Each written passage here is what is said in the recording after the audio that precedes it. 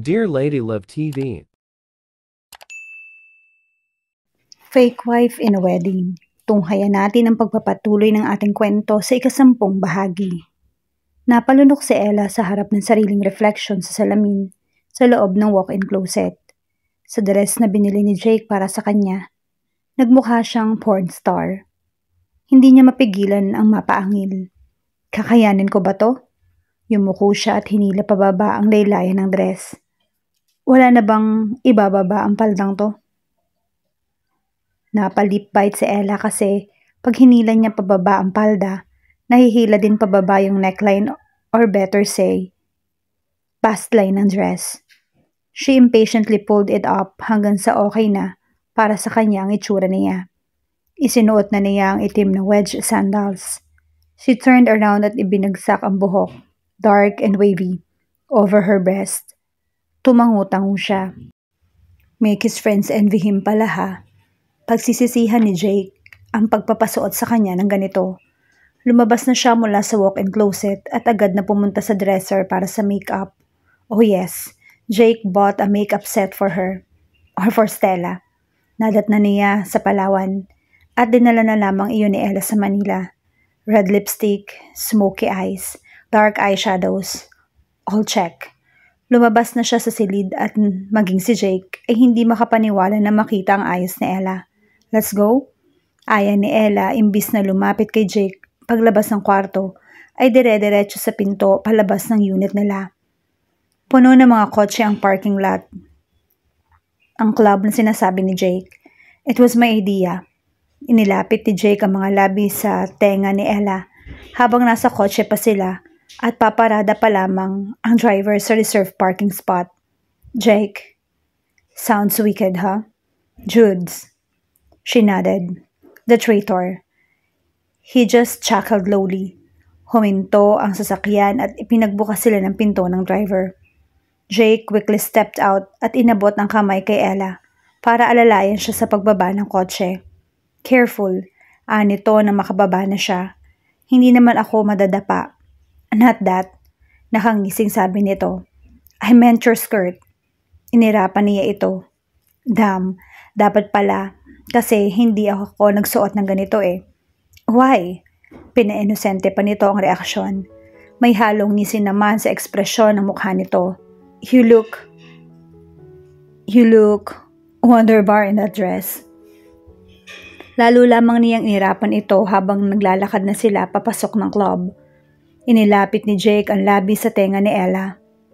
Dahil lumakas lalo ang tugtog nang magpagbuksan sila ng pinto papasok sa club. And I like you wearing that. So as long as ako lang yung nakakasilip sa'yo, tatadyakan kita dyan. Not tonight, dear wife. Inipit nito ang ilang hair strands ni Ella sa likod ng tenga niya. Pumasok na sila sa club. Suddenly, Ella felt excited. Maraming tao ang nagsasayawan, nagiinuman, nagtatawanan, nagkukwentuhan at malilikot na laser lights. Medyo napatabingi siya ng lakad dahil sa dami ng tao at sa ilaw. Napatingin tuloy sa kanya si Jake. Kamay lang ni Ella ang hawak niya pero dahil tumabingi nga ang lakad nito at muntik nang matumba, hinapit na ni Jake ang asawa sa baywang palapit sa tabi niya. And they glided through the crowd hanggang sa makaakit na sila sa special VIP box ng club. Pumasok sila doon.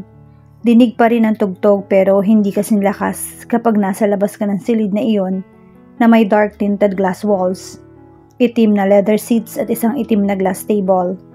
May lava lamps na nasa paligid. They turned red, orange, blue, an array of colors. At sa loob ng silid na yon, may mga alak at mga lalaki. 6 na lalaki at 3 babae. Jake! Bati na mga ito sa asawa ni Ella. They did fist pumps and sideways high fives. Hindi alam ni Ella kung mangingiti o ano. Here's the lucky bride we are talking about, sabi ni Eric sa iba pa nitong mga kasama. Natatandaan pa ito ni Ella dahil best man ito sa civil wedding nila ni Jake. Nakita rin niya ito at si Luke, ang isa pang witness sa kasal nila, na kumaway nang makita siya. Binakilala nito ang girlfriend na si Jessie. Shit pare, Komento ng isa. What a sexy wife. Hinampas ito sa braso ng kadate na babae na parang nainis. Napansin iyon ng lalaki. Si Marty. So he pulled the woman close and they shamelessly French kissed in front of them. Buti na lang at hinila na siya ni Jake at pinaupo sa tabi nito. Tumabi ito kay Eric at isa at siya naman ay sa kabila ng asawa. Sa sulok. Umakbay sa kanya si Jake, nuzzling her neck. God, she felt so conscious. Marami silang kasama and Jake was obviously doing PDA. Jake, bulong niya dito. Nagangat ito ng tingin at tinitigan siya sa mga mata. He looked crazy. His eyes were hooded and his expression was dark. Hindi pa naman ito nakakainom ah. I love your scent, he said huskily. He scuttled closer and gently bit her lower lip. Napasinghap siya sa gesture na yon, and Jake took that chance to kiss her lips.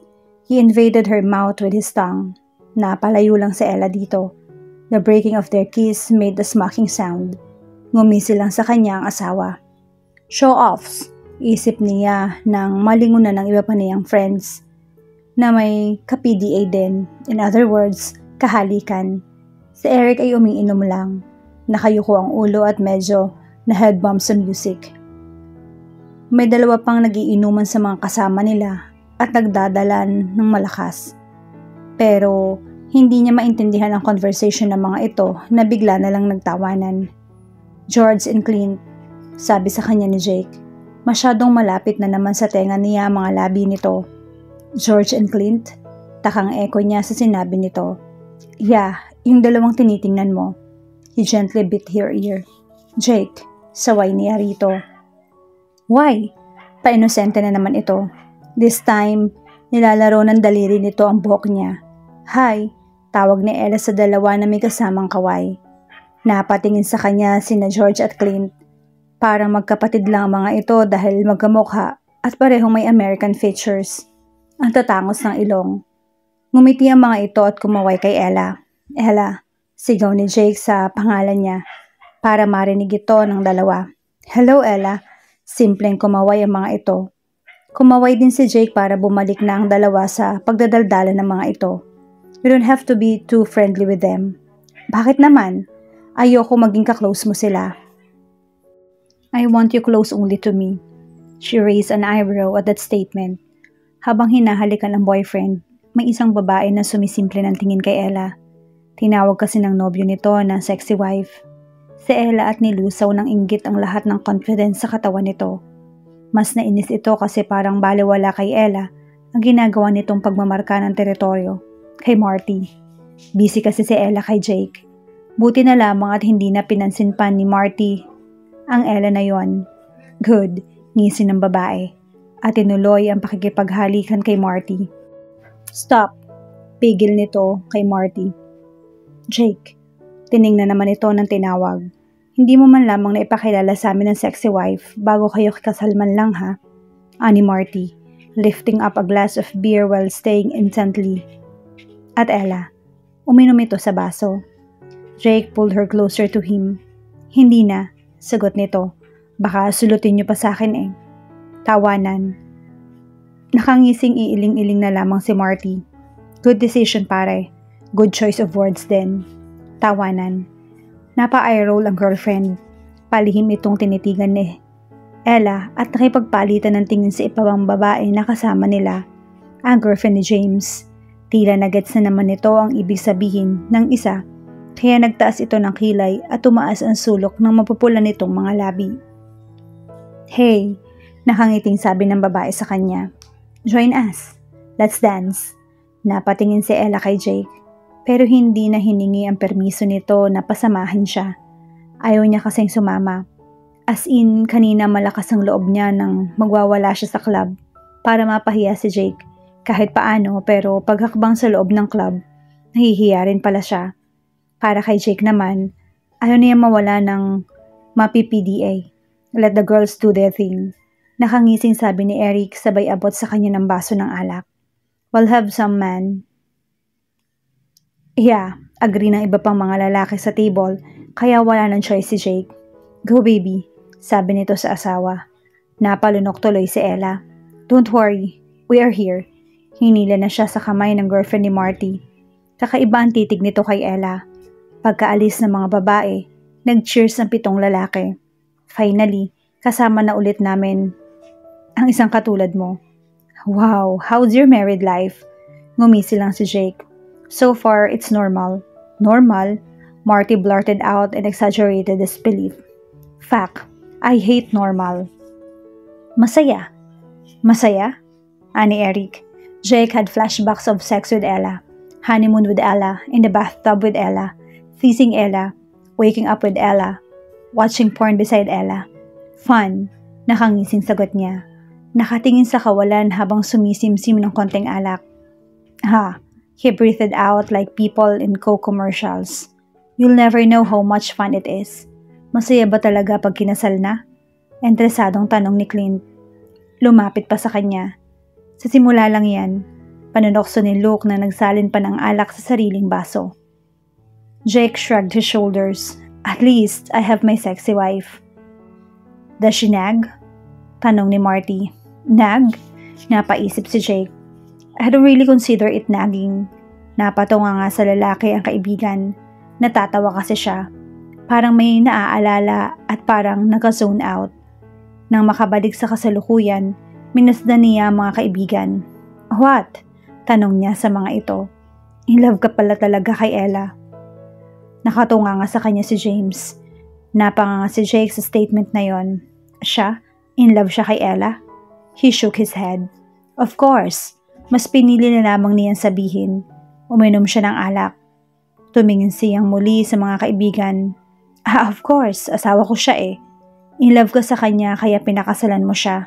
Makahulugan sabi ni Eric kaya napalingon siya dito. Shit, parang may alam si Eric. Naalala kaya niya nung tumawag ako para ipahanap si Stella? Ang pinsan ni Ella na nagpanggap na Ella? Jake ignored the thought for a while. Uminom pa siya ulit. Nag-iba ng topic. Ang latest model ng Harley Davidson at ang pinag-awayan na nila nung unang team ang pagpupustahan sa NBA. Nag-abot na naman kay Ella ng cocktail drink ang babae. You are? Tiningnan niya ito habang sumisip-sip siya mula sa glass. Des, pakilala ng girlfriend ni Marty.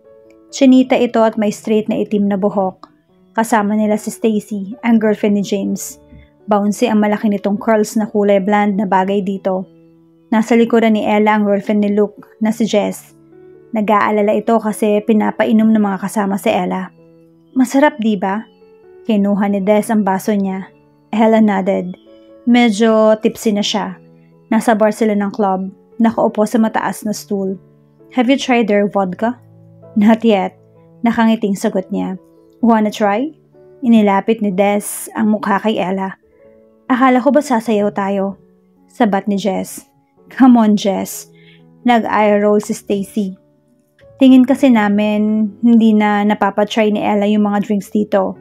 So, we are kindly letting her explore. Baka hindi na niya kayanin. I'm okay. Nag-thumbs up si Ella kay Jess. Damn, nakaramdam siya ng pressure. Hindi niya matanggihan ng mga kasama.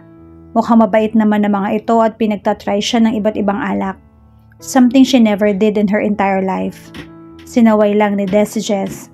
Inalis ng kamay nito sa balikat ni Ella. Dapat masanay na siya sa alak para hindi siya nalalasing agad. Tolerance, right? Yeah, Ella nodded. She's already tipsy, Des. Giit ni Jess saka hinila siya paalis. Hey, natawa si Ella. Gosh, lagot tayo nito kay Jake. Napailing-iling si Jess. Nagulat na ito na may humila kay Ella. Si Des. Des and Stacy dragged Ella to the dance floor. Sumayaw ang dalawa sa paligid niya. Dance a bit. Nakangiting sabi ni Des sa kanya. Nakakahiya. Bumungis-ngis siya. Para kayong mga palaka. Tumawa si Ella ng malakas. Nakatingin ng dalawang babae. Just dance. Bulong ni Des. Look up there. Itinuro nito ang VIP room sa taas. Jake can see you from there. Dance sexily for him. God, napabungis-ngis lalo si Ella. Come on, nakangising sabi nito. Turn him on. Nag-echo yon sa isip niya. Turn him on. The last time he fucked you was during your honeymoon. Go on, seduce him. Cheer, ni Bad Ella sa left shoulder niya. Di naman ni Ella ang tugtog. She took and shook her body a bit. Tumawa si Des. Keep it up. She danced and just danced. Her eyes were closed, make his friends envy him. Sigaw ng utak niya. You're a goddess tonight, Ella. You're a wife used for benefit. You will never be happy like this again after tonight. Make the most of it.